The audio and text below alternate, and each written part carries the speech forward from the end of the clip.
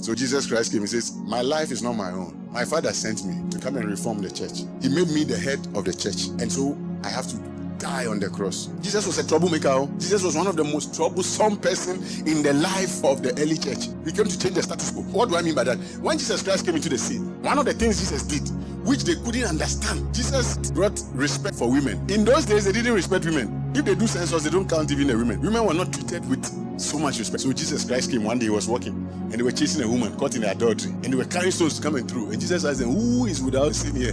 Cast the first stone. Everybody dropped his own. Why? Because all of them were sinners. If you catch somebody in adultery, is it not two people? Where is the man? Because they don't have respect for women, they must stone the woman to death. When Jesus Christ came, he said, woman, come. He hugged the woman, kissed her. He says, go, thy sins are forgiven. The people were sitting and were watching Jesus. This guy cried. If they get it, would have killed Jesus. And the authority and power Jesus had, they couldn't. As if that was not enough. Jesus went to one man's house. He was sitting there, and then this woman comes, weeping, crying, with tears, washing Jesus' feet. The woman had a questionable character. When he finished, he anointed him. This Jesus Christ, he calls himself a spiritual leader. Does he know who this woman is? They didn't speak, but Jesus knew their thought. And Jesus said, when I came to your house, you didn't even give me water to wash my feet. You that you are self-righteous. This woman has seen my value and has used her tears to wash my feet. You are sitting there criticizing him. They couldn't understand him. The disciples went to buy him food. When they came, Jesus was sitting on a well with a woman chatting. The woman is a questionable woman. She has had too many husbands.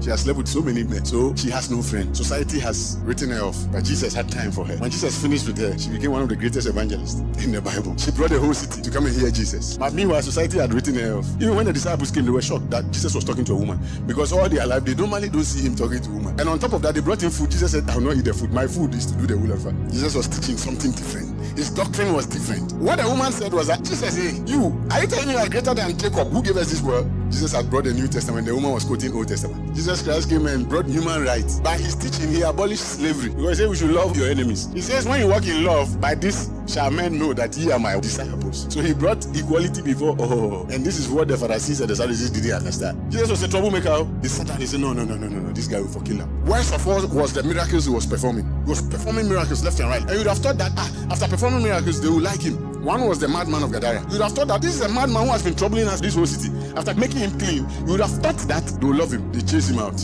If you are called with a grace to reform, you don't have a life of your own.